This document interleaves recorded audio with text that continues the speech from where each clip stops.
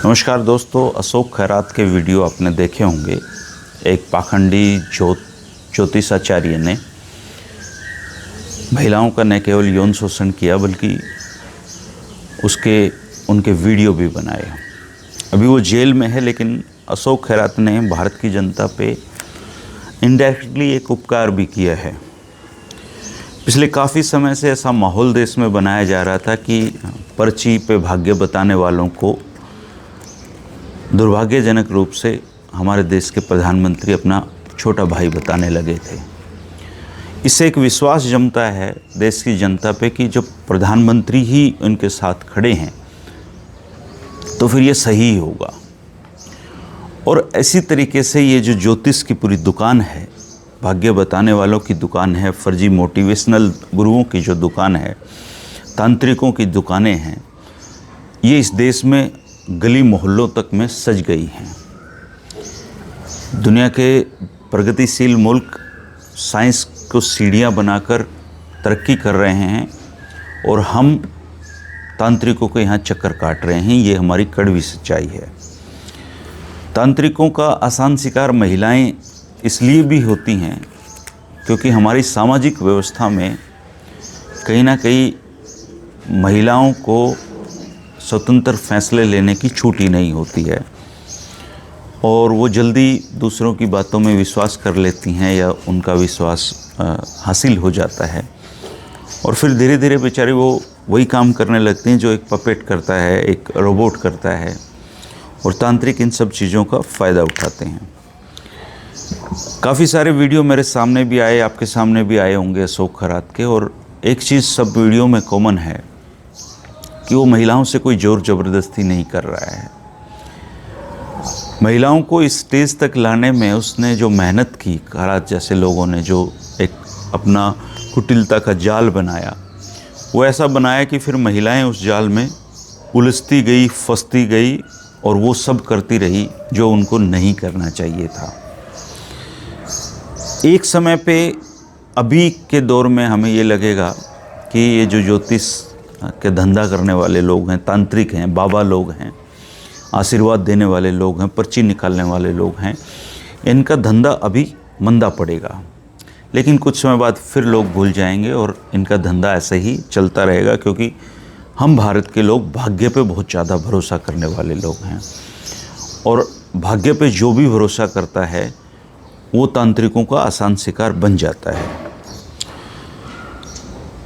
इस विषय पे मैं रात को काफ़ी देर सोचता रहा और मुझे लगा कि कुछ बातें आपसे शेयर करनी चाहिए और ताकि उस 10-20 लोगों में भी अगर अवेयरनेस आए तब भी वो लोग तो इन चीज़ों से बचेंगे। एक तो ये है कि महिलाएं इनका आसान शिकार बनती ही क्यों हैं, तो इसका सबसे बड़ा जो कारण है वो भावनात्मक जुड़ाव का है। महिलाएं अपने परिवार के प्रति ज़्यादा संवेदनशील होती हैं, ज़्यादा भावनात्मक रूप से जुड़ी होती हैं और उनका जो आपस का सूचना तंत्र होता है महिला टू महिला का, वो पुरुषों से ज़्यादा बढ़िया होता है। तो एक बता देती है तो दूसरी उसको फॉलो करने लगती है और इसी तरीके से तांत्रिकों के पास इस चेन के रूप में महिलाएं जाती रहती हैं। तो घर के पुरुषों को ये ध्यान रखना चाहिए कि वो महिलाओं से लगातार बातचीत करें।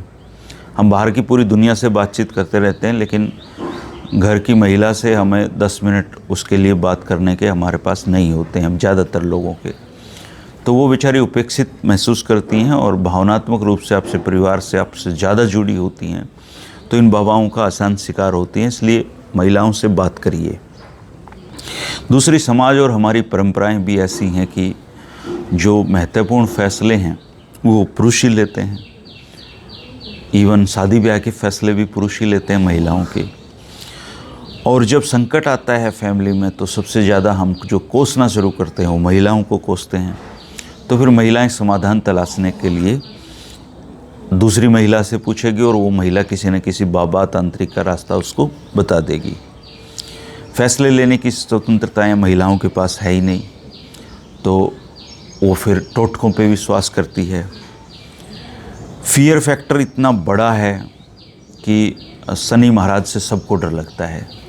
कोई अगर ये कह दे कि तुम्हारे ऊपर शनि का प्रकोप है तो बस फिर वो चाहे आपसे कुछ भी करा ले। महिलाओं की बात बहुत ध्यान से सुनते हैं ज्योतिषी, तांत्रिक, बाबा लोग, और महिलाओं को ये अच्छा लगता है कि कोई उनकी बात ध्यान से सुन रहा है। तो अगर आप घर की महिलाओं की बात ध्यान से सुनेंगे तो उनको ज्योतिषी को ध्यान से बातें बताने की ज़रूरत नहीं पड़ेगी।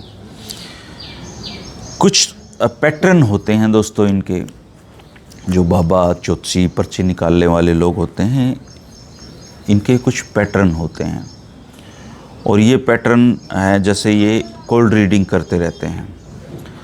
जब ज्योतिषी आपके पास, आप ज्योतिषी के पास गए या किसी तांत्रिक के पास गए, तो वो बहुत माइन्यूटली उस महिला के चेहरे, मोहरे, पहनावे, देखने के ढंग, बात करने का ढंग, हाथों का मूवमेंट, इससे पता लगता रहता है उनको कि तनाव के किस स्तर पे है ये।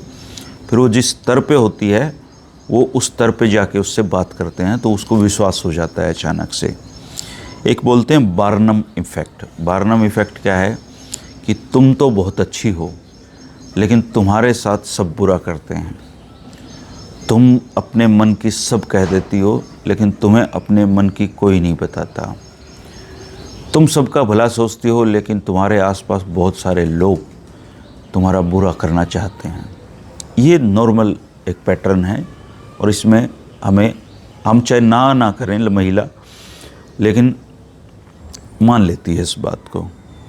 दूसरा, वो फियर मैनिपुलेशन करते हैं कि कोई बड़ा हादसा हुआ है।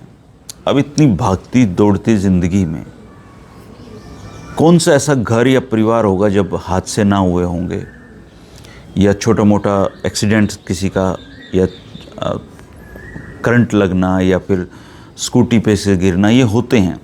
तो जैसे ही आपके चेहरे से उनको लगा कि हुआ है, तो कहेंगे पक्का हुआ था, लेकिन उसमें बहुत बड़ा नुकसान होने से बच गया। और वो महिला कहती है, जी हाँ जी, मेरे पति पिछले दिनों स्कूटी से गिर गए थे। बोले वो तो तुम्हारे पितरों ने बचा लिया, नहीं तो वो उस दिन काम हो ही गया होता। इस तरह फियर मैनिपुलेशन आपकी करते हैं। दूसरा, महिलाओं की कमजोरी होती है उनकी हाँ में हाँ मिलाना। पुरुषों की भी होती है, लेकिन महिलाओं की, बहनों की थोड़ी ज़्यादा होती है।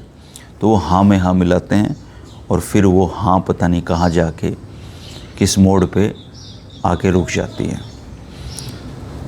धीरे धीरे जानकारी निकालते हैं वो।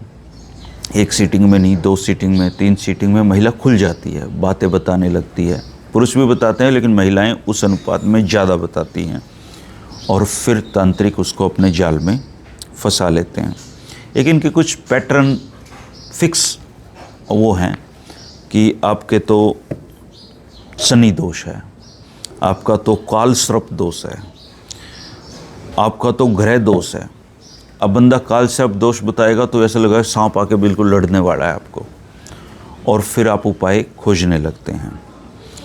और जब एक बार कोई किसी तांत्रिक के, ज्योतिषी के, फर्जी बाबाओं के जाल में फंस जाता है, तो वो फिर नहीं निकल पाता, क्योंकि ये सारे लोग सोशल मीडिया पे भी सक्रिय हैं। एक बार आपने एक बाबा की रील देखना शुरू करी, इस एआई को नहीं पता बेचारे को, ये फिर आपको वही उसी बाबा की दिखाता रहेगा, और आप अपने जाल में आप धीरे धीरे अपना सब कुछ गवा देंगे।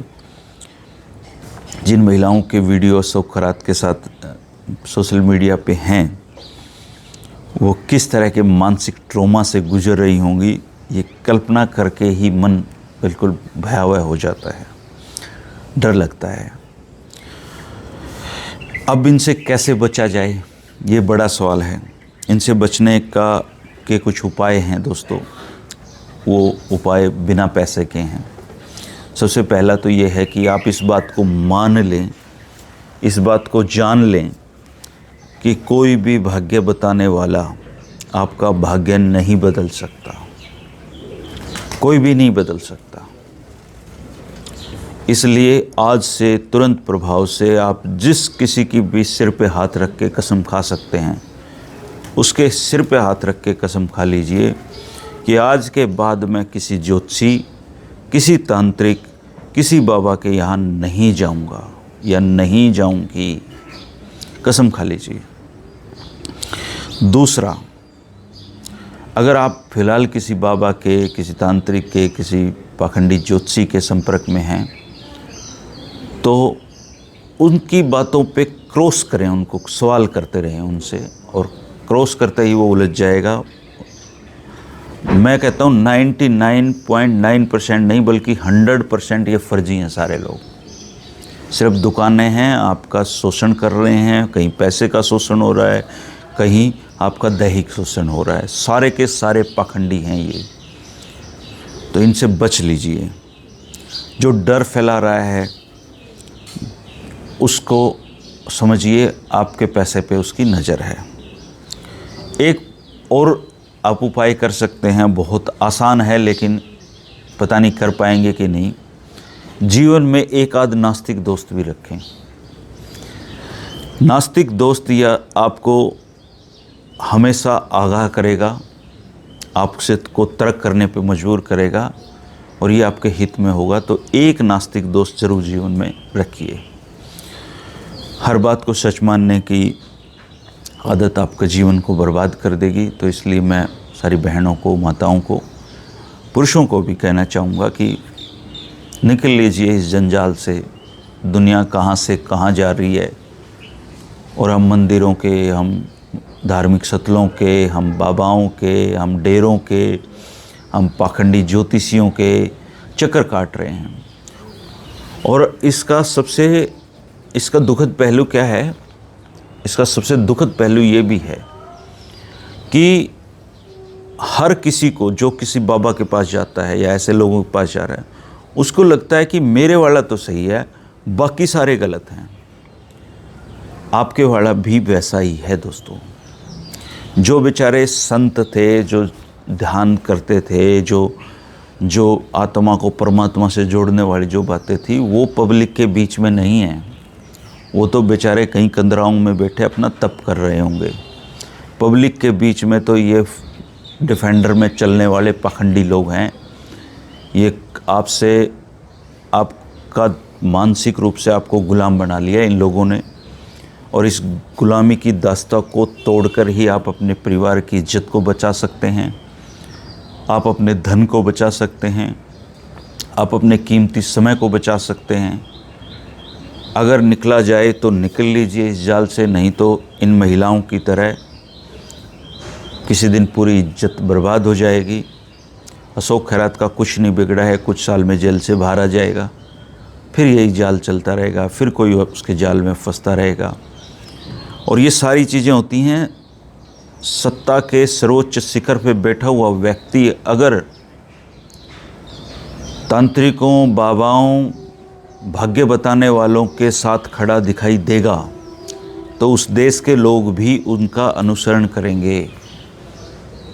इसलिए जिम्मेदारी के पद पर बैठे हुए तमाम लोगों को यह ध्यान रखना चाहिए कि तुम्हारे एक आचरण की वजह से ये देश अंधविश्वास की गर्त में जा रहा है, ये देश पाखंडियों के कब्जे में आ गया है, इस देश की तरक्की रुक जाएगी, इस देश का नुकसान हो रहा है।